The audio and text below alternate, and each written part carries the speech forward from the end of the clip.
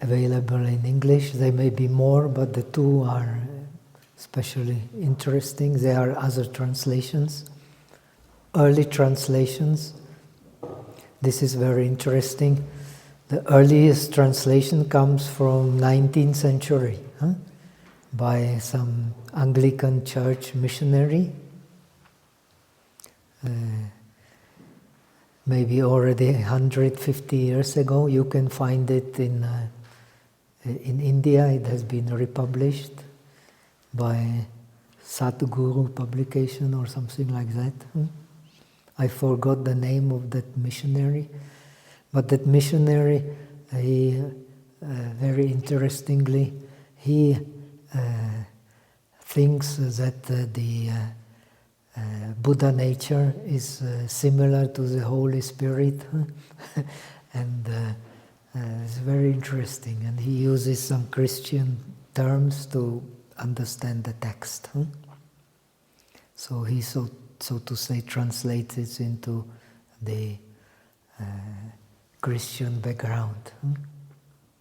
And indeed there is relation in mysticism to all, because in mysticism finally the God is the principle, no? And the soul is that which belongs to that principle, and the world is the emanation of that principle, basically. So there are definitely some similarities, but Buddhism is Buddhism and Christianity is Christianity. This theosophist approach is not very, very useful. It will not bring us anywhere. We have to have a very clear concept and practice with that clear concept so that we can realize it. So anyway, so one translation is by the famous popularizer of Zen in the Western sphere, especially America. You may have heard of him, Daisetsu Suzuki.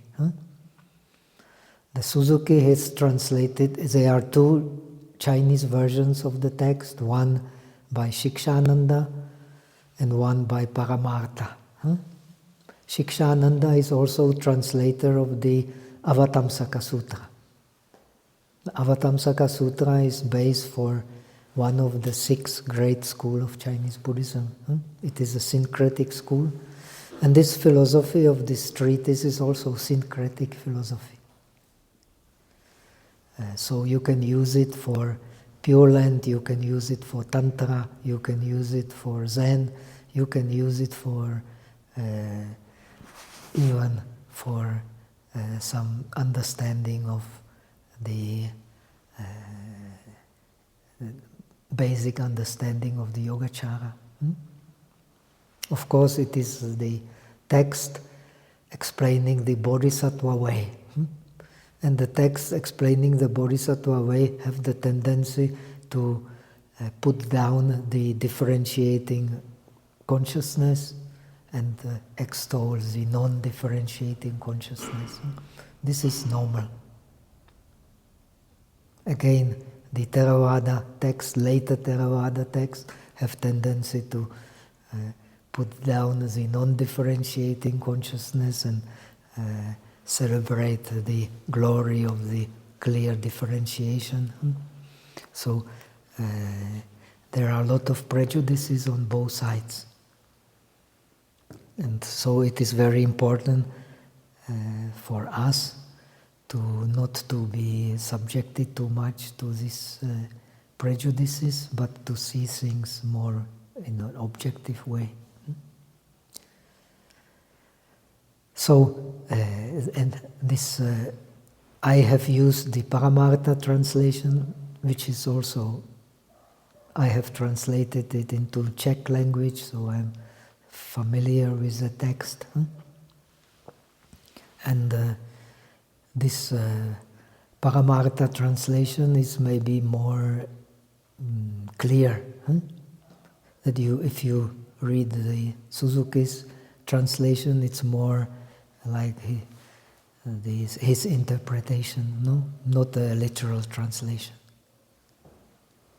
Of course, he's a very good scholar, so it is very instructive, but you will find some terms which are very different from the original meaning. Because his main point was to introduce Zen into the Western Hemisphere, not a faithful translation of the text. So, this text then is, as I have explained, is a base for our understanding of the dependent origination based on Buddha nature. So now I have started talking, so I will translate. So the text, as usual, starts with the veneration of the triple gem. And our author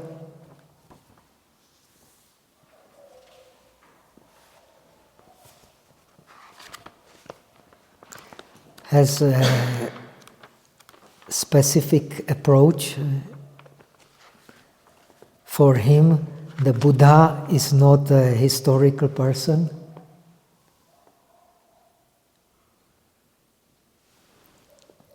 For him, the Buddha is the enlightenment.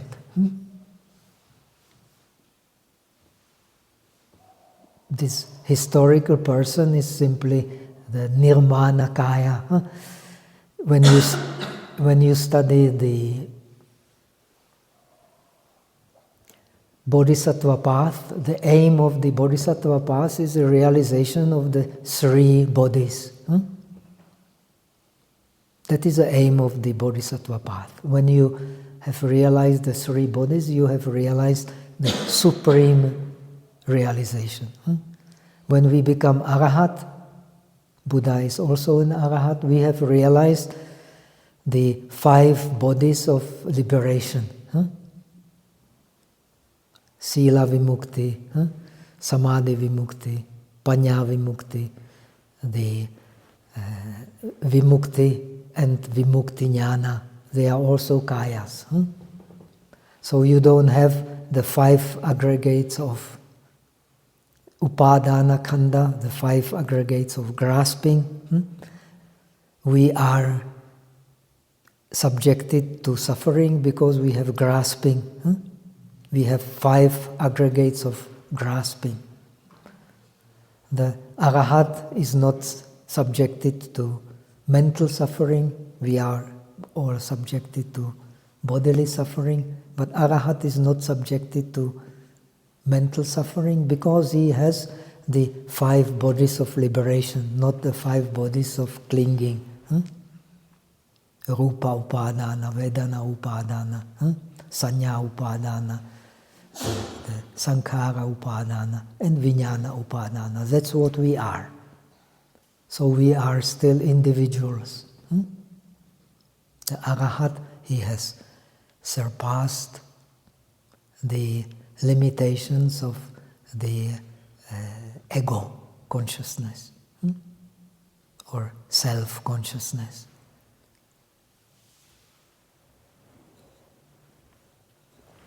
But the Supreme Buddha, he has not only the Vimuktikaya, he has also Dharmakaya,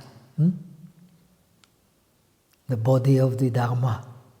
In Thailand, I was in the Dhammakaya, Wat Dhammakaya, but it is a different Dhammakaya. It is not the Bodhisattva path, Dhammakaya, but it has some relation still.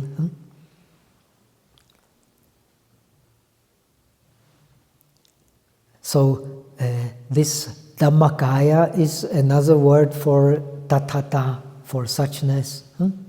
It is another word for Shunyata or Shunyata. The Dharmakaya means the empty nature of all the, not of all the person, but especially of all the phenomena.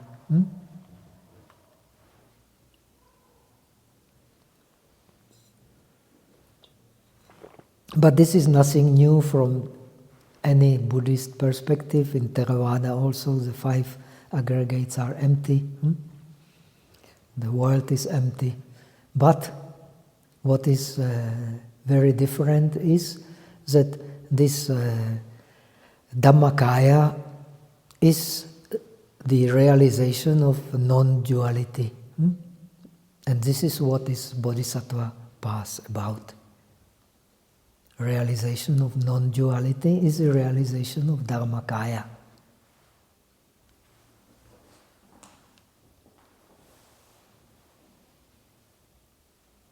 So the Dharmakaya in this tradition is the nature, true nature of the mind. And this true nature of the mind in us, ignorant beings, is this Tathagata Garbha, the matrix of Tathagata, or the Buddha nature.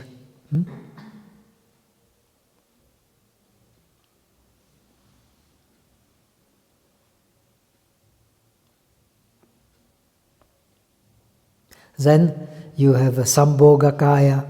Sambhogakaya means the body of enjoyment. This is, you will find only in the Bodhisattva path. This body of enjoyment is the Pure Land.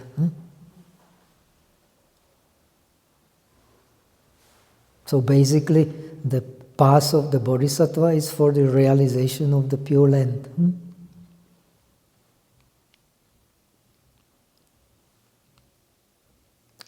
So it is a limitless samadhi. Because in Pure Land, everything is pure. All the forms become pure also. Because all the forms are pure, all the sensations are pure, all the conceptions are pure, and all the sankharas, all the will formations are pure. And the consciousness is pure. And this is what actually only a bodhisattva can see. And he cannot see it without the faith. That is why you have to have faith to understand. And you have a Sambhogakaya for yourself, and you have the Sambhogakaya for the others. And this is only based on the actually practice of the Pure Land. And then you have the Nirmanakaya, that is a historical Buddha.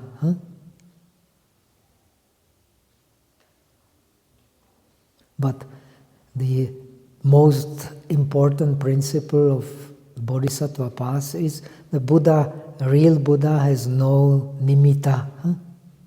He is animita. That one who sees the Buddha on the base of nimitta does not see the real Buddha. This is the special.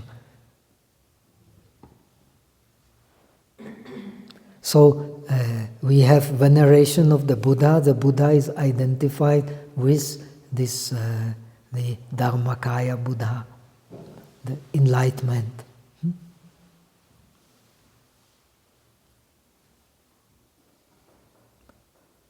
Dhamma are the skillful means which lead to this enlightenment, to the Buddha. So you can see the Buddha is not just a teacher, he is the principle.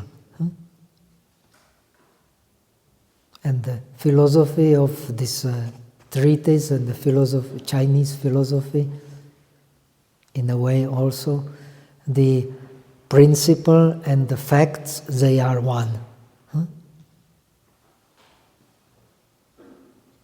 They intermingle. When the principle and the facts intermingle, then the facts also will intermingle. Huh? So, what is to be realized is this space where all the contradictions dissolve. That can only happen in the non-dualistic mind.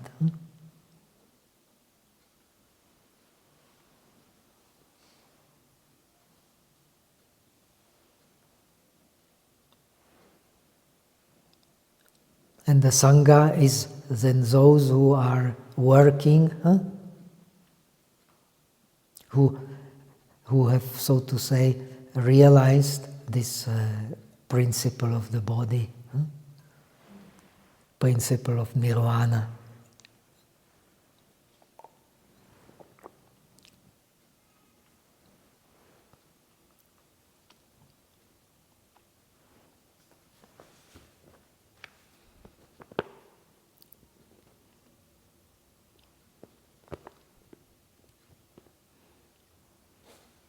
Then the author, we don't need to go into that, the author gives 8 reasons for composing this treatise. The general reason and specific reasons, we don't need to go into that now. And after this, we start with a real text. This real text is divided into 5 parts.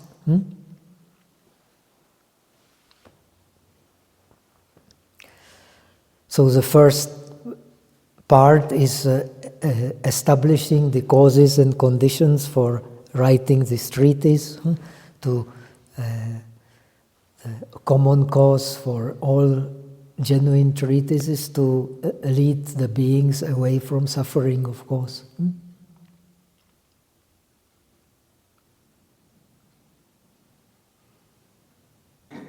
Then for understand the antidote to clinging. Then progress in bodhicitta. The practice of the bodhisattva is the practice of the bodhicitta. And for bodhicitta you need a faith. If you don't have faith, you will not give rise to bodhicitta.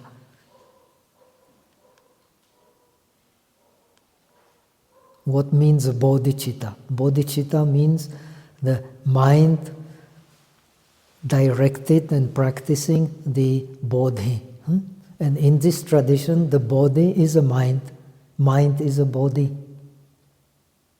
But what mind? The true mind. We identify with illusionary mind. So, therefore, this treatise is awakening of the faith in Mahayana, not to identify with the illusionary mind, but see the true mind, which is body, which is nirvana. In non-dualistic sense, nirvana means suchness. And the Buddha is one who tatha gata tatha agata, one who comes in suchness and goes in suchness. We will recite the Heart Sutra, which is the essence of the Mahayana, so-called Mahayana thought. It says, gate, gate, para, samgate, bodhisvaha. Which means, gate, the Buddha is one who is in the process of being gone. We are all in the process of being gone, but we don't see it. Therefore,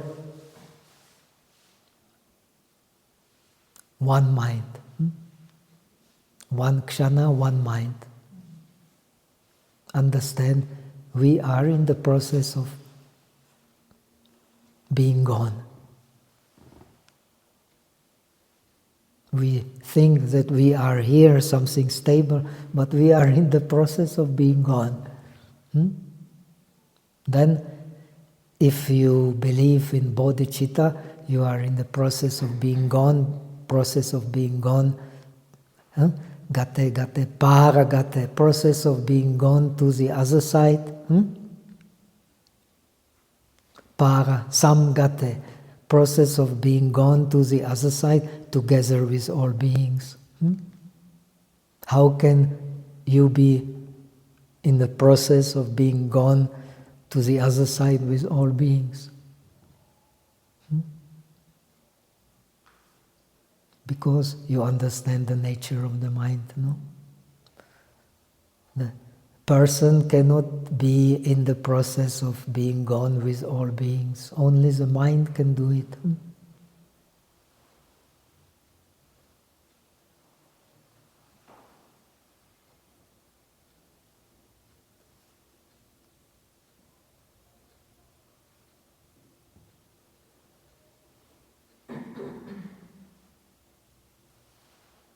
So the process of attaining the three bodies is a process of giving rise to bodhicitta and realizing bodhicitta.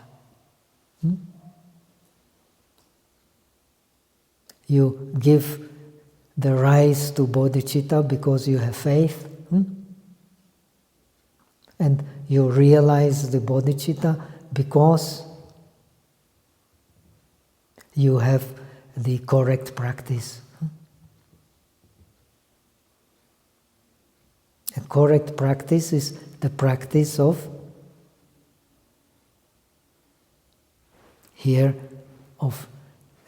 going beyond differentiation, nirvikalpa jnana.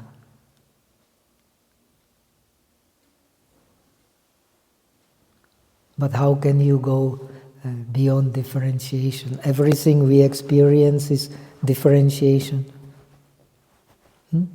So this is the mystery of the mind. In differentiation, there is non-differentiation. In non-differentiation, there still exists differentiation. But it is not real. This is the non-dualism. And this can be only realized in one moment. The realization of the perfect Buddhahood is in one moment.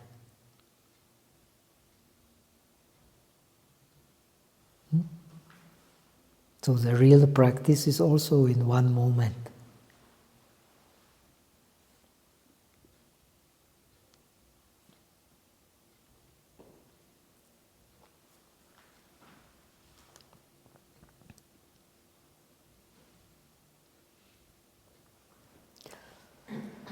So let us go to the 5 parts of this treatise.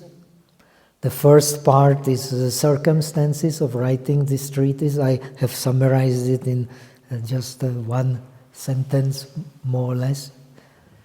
This is then is establishing the faith.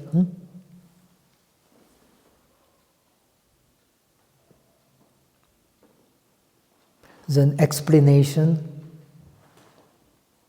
how to realize the faith step by step, by correct practice. Correct practice is moment by moment, understanding the unreal nature of the differentiating thought, of holding to the to the differentiating thought. We have to differentiate, but we should not hold to the differentiating thought. But of course we have to differentiate.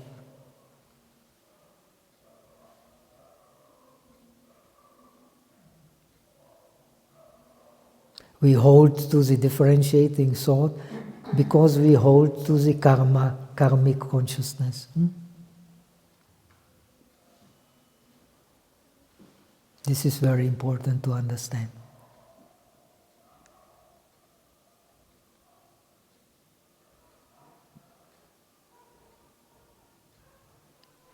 So this explanation of the process of realizing the faith is the most important part of the treatise which we will deal with. Then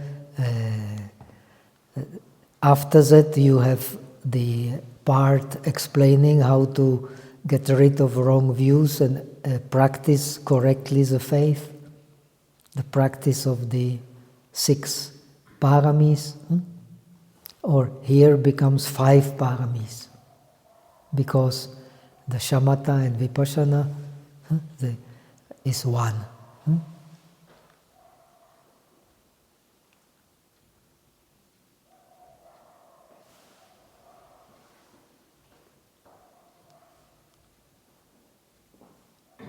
And then you have this dedication.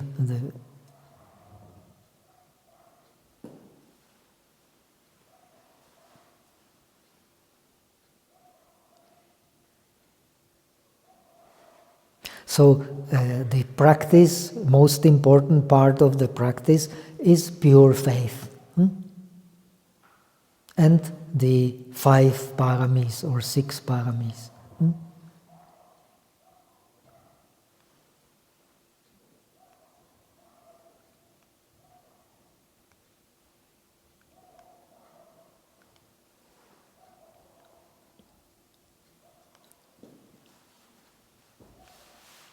So, in order to realize the supreme enlightenment, you need the practice, give rise to bodhicitta and practice bodhicitta, and you also need the correct understanding.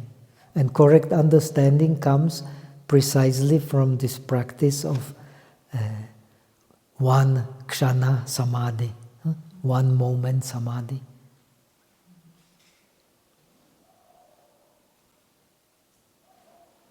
One moment samadhi is 1 moment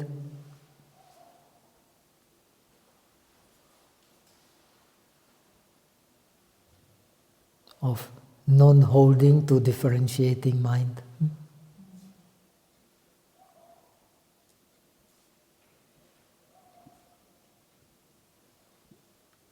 So it is 1 moment of non-thinking. When next moment the thinking arises, then you contemplate on this moment of thinking arise as arising and passing away. So the realization of, according to Abhidharma Samuccaya, it is same root, the Yogacara. The shamatha leads you to the direct realization of the suchness. And the vipassana leads you to the realization of cittamatrata. All the objects arise from the mind. So nothing is there except the mind itself. But in order to realize it, you have to practice shamatha, of course. In shamatha, the mind does not move. When the mind does not move, it is not separated from suchness. When the mind moves, it is also not separated from suchness. Because it moves in the mind itself. In which mind? In the alaya mind. We will learn the alaya mind is a mixture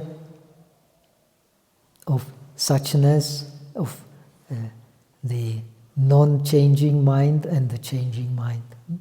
So it is the key for understanding the Buddha nature. The Buddha nature is through understanding the alaya. In alaya arises the duality. Alaya is very subtle mind.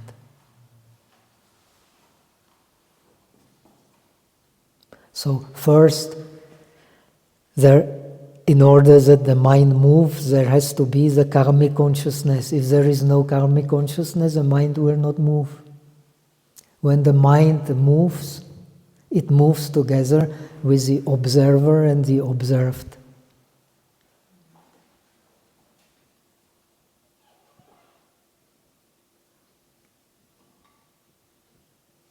So as soon as a mind moves, you have three minds. You have the karmic mind, you have the, which is very interesting, similar to Theravada, you have the avarjana citta, avajana citta. That means the mind which, so to say, turns to the object. Because the mind moves. Avarjana. And if the mind moves on the base of the karmic consciousness, then you have a khyati citta, that which is manifested through the mind which is moved. Do you understand? So, three aspects of the mind. First you have the karmic aspect, which is alaya. Then you have the aspect of the turning to the object, the seer, avarjana citta. And then you have the aspect of the khyati citta, of the citta which reveals the object. This is praveen. So as soon as my mind moves, so I see a praveen as something outside. Because there is this aspect of the, which is called the darshana bhaga. Darshana bhaga means the part of the mind which sees. When there is darshana bhaga, there is a nimitta bhaga. That is that which is seen. But they are not separated, they arise from the karmic mind. They cannot arise separately, they arise together. Is it clear? Example, like a snail. Snail has two sensors. When it touches the object, then the two sensors will come together, right? Similarly, when the mind moves, so you have the sensor of the seer and the sensor of the seen. And all this happens in the mind.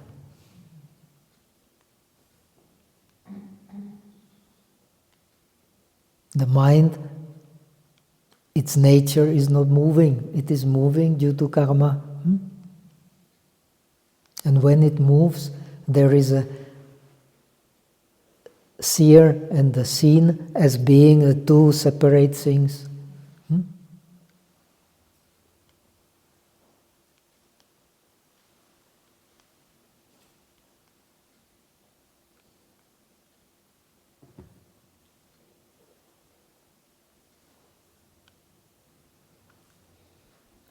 So with this understanding, we come to the establishing the truth, and the truth is, we finish today with this one.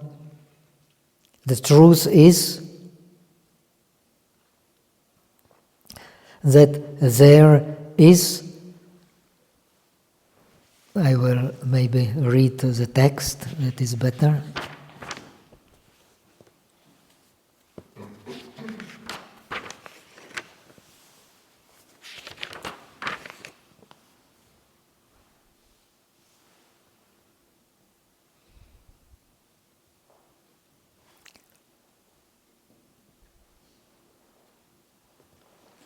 It says the Mahayana, generally speaking, is of two kinds. He asks what two kinds, or what two aspects. The first, the Dharma aspect, and the second is the meaning aspect. Dharma and Artha.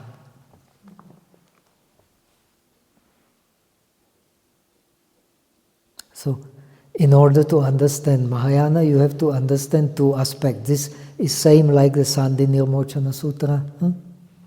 All the Chittamatrata-based literature have this understanding of the Dharma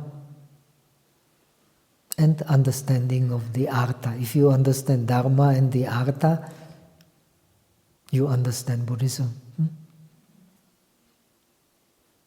Now we come to the last. Dharma and Artha are related. According to Shikshananda translation, the Dharma and that which has Dharma. That which has Dharma is Artha, that is meaning.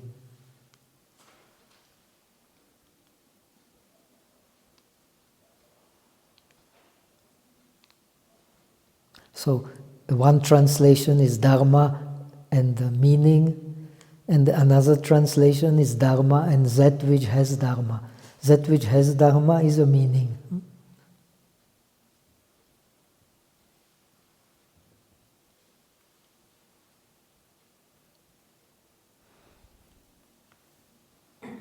And here we end for today. He says that which is called Dharma is the mind, chitta of the beings.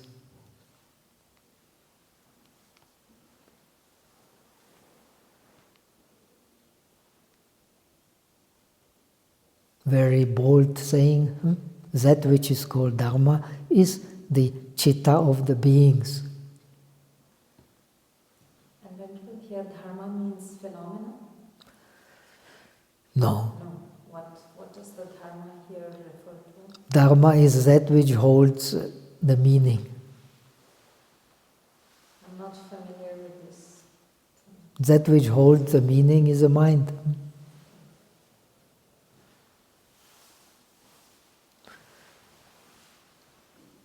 The world has no meaning. That which gives meaning to the world is the mind.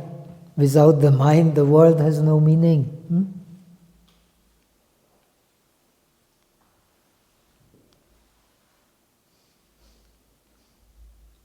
This is a difference between the materialistic approach and the spiritual approach.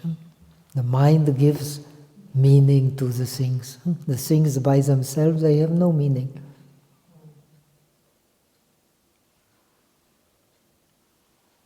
That's why the meaning is that which has Dharma, which has mind.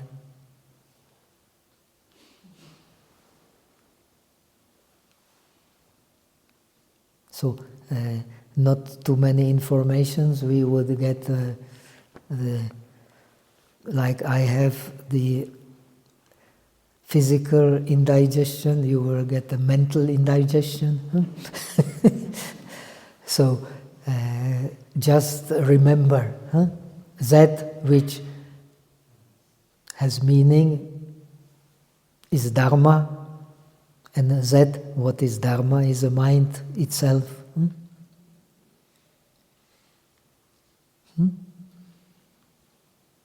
And here we come to the essence. We have to see very clearly how the mind gives the meaning. This happens moment by moment.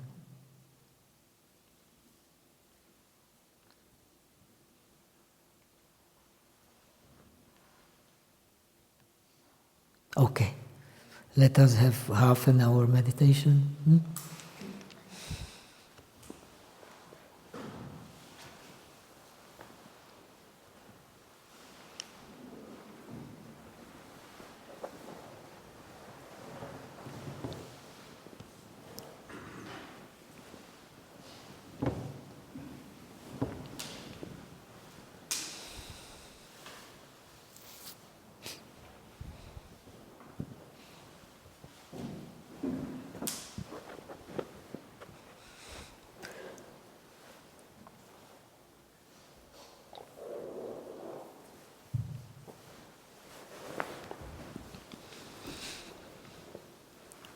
Half an hour.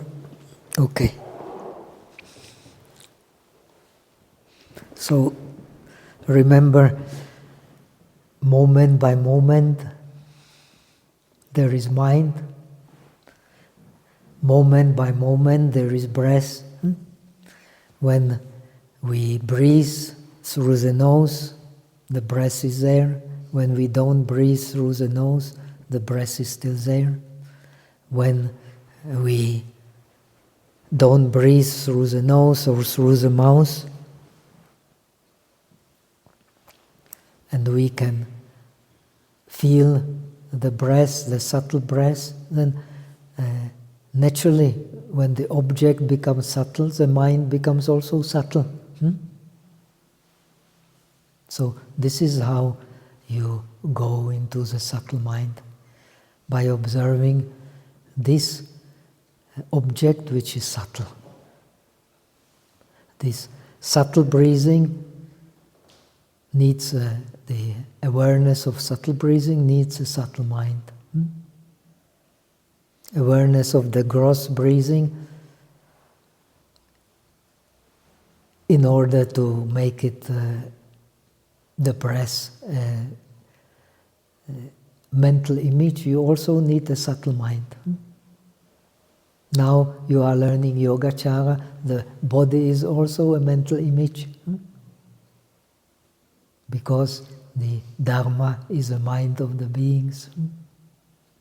That is the advantage of studying the meditation on the breath in relation to the whole body. The body is also a mental image.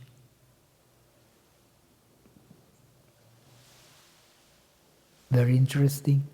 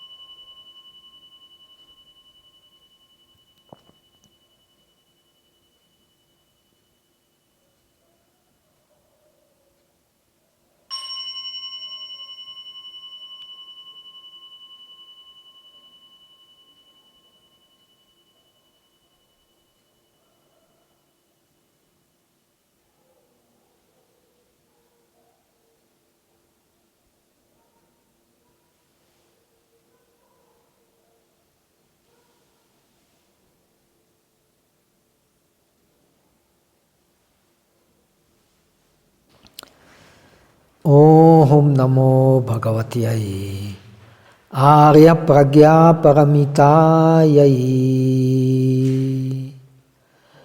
Arya Avalokiteshvaro Bodhisattva Gambiram Pragya Paramitacharyam Charamano Vyavalokayatisma Panchaskandastamsha Svabhava Shunyana Pashatisma Iha Shariputra Rupam Shunyata Shunyata Iva Rupam Rupam Napritak Shunyata Shunyataya Napritak Rupam Yat Rupam Sa Shunyata Ya Shunyata Tat Rupam Evameva Vedana Samgya Samskara Vijnanam Iha Shariputra Sarvadharma Shunyata Lakshana Anutpana Niruddha Mala Vimala Anuna Aparipurna Tasmat Chariputra Shunyataya Narupam Navedana Nasamgya Nasamskara Navijnanam Na chakshu, shrotra, grana, jihva, kaya, manamsi. Na rupa, shabda, gandha, rasa, sparshtavya, dharmaha. Na chakshu, vijnana, dhatur, yavan.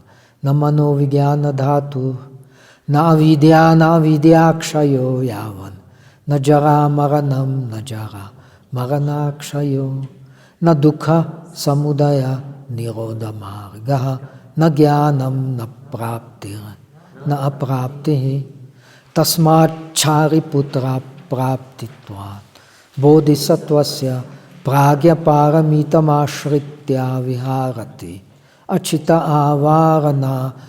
avarana nastitvad, atrasto viparyasa atikranto nishta, nirvana praptaha, triyadva vyavastita sarva sambudha pragya paramitamasritya anutara, samyak sambodhim abhisambudha, tasmad gyatavyam pragya paramita mahamantro mahavidya mantro anutara mantro sama asama mantraha sarva dukha prashamana satyam amityatvat pragya paramitayam ukto mantraha tatyatha gate paragate parasam gate bodhiswaha gate paragate parasam gate bodhiswaha gate paragate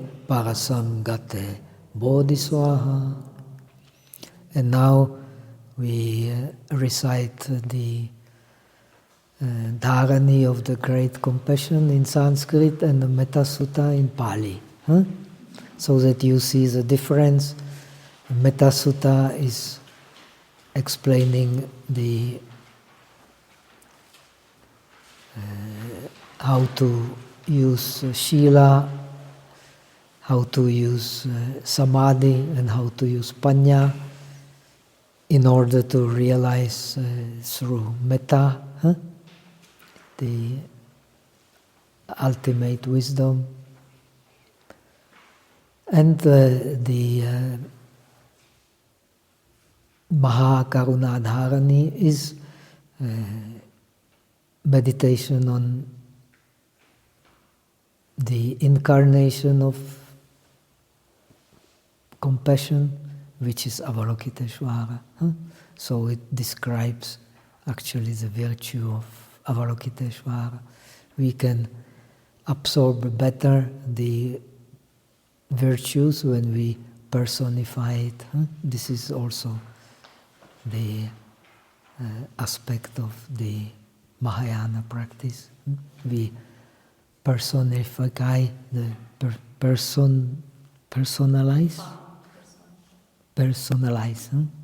I'm not so good in English. Personalize the virtues, like Avalokiteshvara is compassion, Manjushri is wisdom, Samantabhadra is the practice, and Maitreya is metta, of course, and so on. So we, by personifying these virtues, we can make them, connect them with the practice of the highest reality.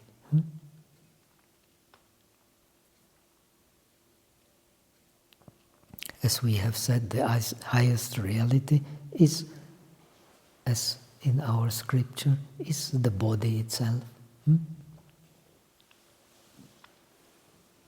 And the virtues then do not belong to individual, but they belong to the highest reality. Manjushri is the highest reality, Avalokiteshvara is the highest reality. They are the symbols of the highest reality.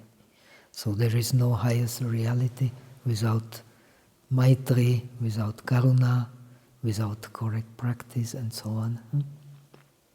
Okay, so now the Dharani of the Great Compassion, which is most popular mantra in the Chinese tradition, and we can recite in Sanskrit.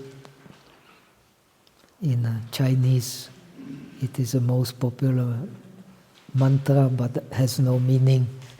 In Sanskrit, it has some meaning. So it's very helpful when we have some meaning also.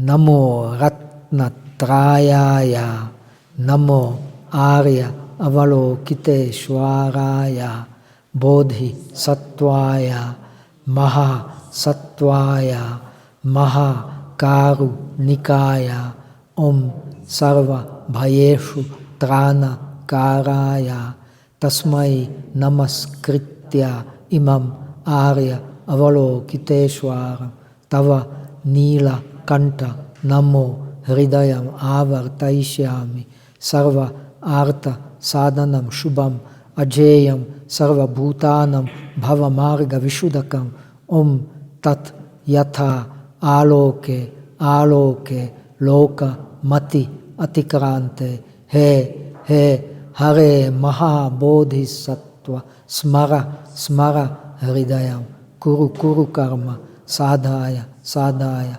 Dhuru Vijayante Maha Vijayante, Dhara Dharendreshwara, Chala Mala Vimala Amala Mukti Ehi Lokeshwara, Raga Visham Vinashaya, Dvesha Visham Vinashaya, Moha Chala Visham Vinashaya, Hulu Mala,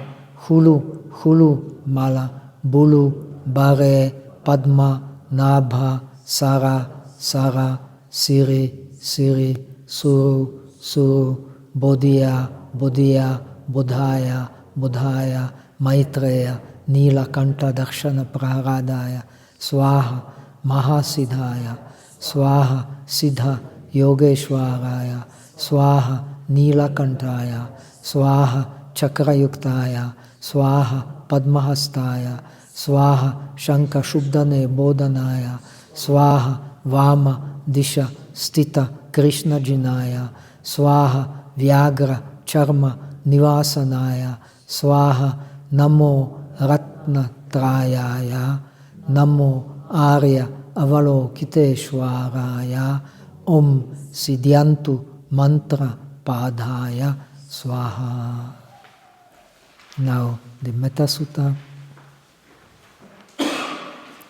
We can one day in English, one day in Pali, today in Pali.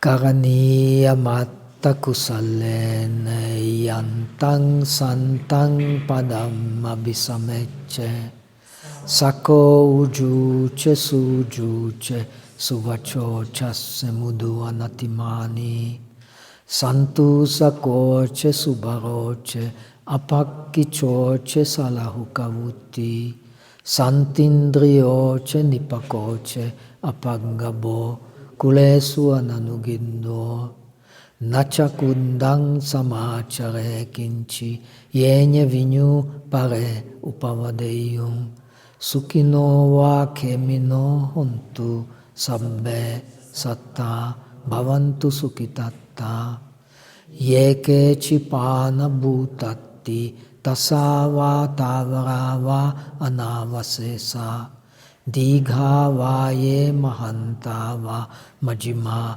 rasakha anakatulla, dittha vaye va addittha yeche dure vasanti avidure, bhuta va sambhavesi va sambe satta bhavantu sukitatta, naparo param nikumbete na atimanyete katanchinam kamchi, Vyaro sana patighasanya na anya manyasa dukam micheye, mata yata niyam putta mayusa eka putta manurake, evampi sababhutesu manasam bhavaye aparimanam, metancha sabbalokasmin manasam bhavaye aparimanam, udang adoce tiriance asambadamaveram asapattam, tittang charan nisinnova sayanova yavatassa vigatamindo, etam satim aditteye brahmam etam viharamidamahu, ditincha anupaggama silava dasanena sampanno, Kame suvine yagedham nahijatu gambaseyang punaretiti. Etena saceva jena hotu te jayamangalang. Etena saceva jena nasantu sabu padava. Etena saceva jena sabbe roga upasamentu te. Nakkata yakabhutanam papagaha nivarana. Paritassa anubhavene hantu te sammupadave. Yaddu nimittam avamangalang cha yocha amanapo sakunasa saddho papagaho adu supinam makantam buddha anubhavena vinasamentu. Yaddu nimittam avamangalang cha yocha amanapo sakunasa saddho papagaho adu supinam makantam dhamma anubhavena vinasamentu. Yaddu nimittam avamangalang cha yocha amanapo sakunasa saddho papagaho adu supinam makantam sangha anubhavene vinasamentu. Akasatta cha bummattha deva naga mahidika punyantang anumoditva chiram rakantu loka sasanam. Akasatta cha bummattha deva naga mahidika punyantang anumoditva chiram rakantu desanam. Akasatta cha bummattha deva naga mahidika punyantang anumoditva chiram rakantu tumamparam. Devo vasatu kalene sasasampatu cha pito bhavatu loko cha raja bhavatu dhammiko. Sadhu, sadhu, sadhu. So that much for today. Let us take a good rest and we meet or